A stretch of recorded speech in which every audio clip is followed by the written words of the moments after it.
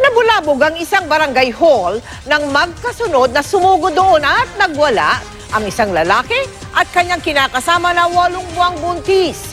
Naggalit ang lalaki dahil hindi pa rin daw naaresto ang mga tanod na bumugbog daw noon sa kanyang kambal. Nakatutok si Cesar Apolinario, exclusive!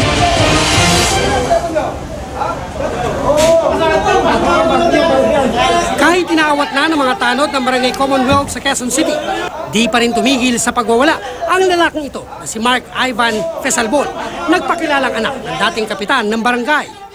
Nagbalot pa ng bimpo sa kanyang kamao habang dinuduro at binubuliwan ang kaharap na empleyado ng barangay na nakilalang si Jerome Bordeos, unit coordinator ng barangay. Dahil nakakastorbo na sa mga nag-opisina at mga kliyente ng barangay, agad siyang inaresto.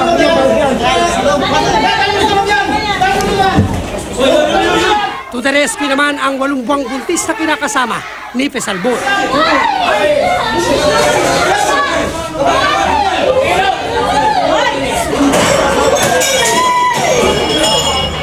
Pilit niyang inaabot ang kamay ng kalibin, pero nagmatigas ang mga umaresto kay Fesalbon.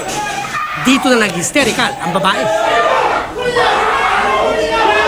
Habang ipinapasok sa kulungan si Fesalbon, tuloy sa pagsigaw ang babae. Maya-maya, pilit siyang umilayo ng mga tanod. Habang nagpupiglas naman si Fesalbon dahil ayaw pumasok sa kulungan, dito na nakialam ang mga babaeng empleyado ng barangay. Saka hinimatay ang babae, kaya nataranta ang mga empleyado.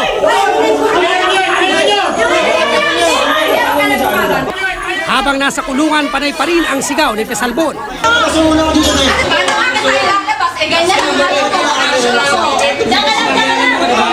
Maya-maya, nahimasmasa na ang babae.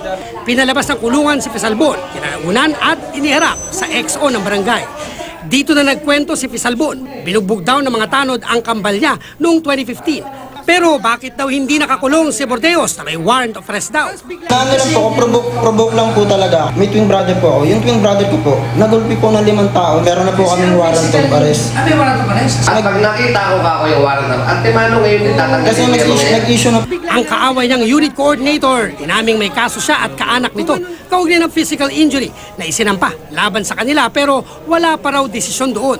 Sinita namin, tapos nagtaas kaagad na mo, sinimbitahan namin sa barangay hanggang sa nagamo ng suntukan. Sa bandang huli, nagkaayos din si Fesalbon, buntis na asawa nito at si Bordeos na di na raw magsasampa ng reklamong alarm and scandal.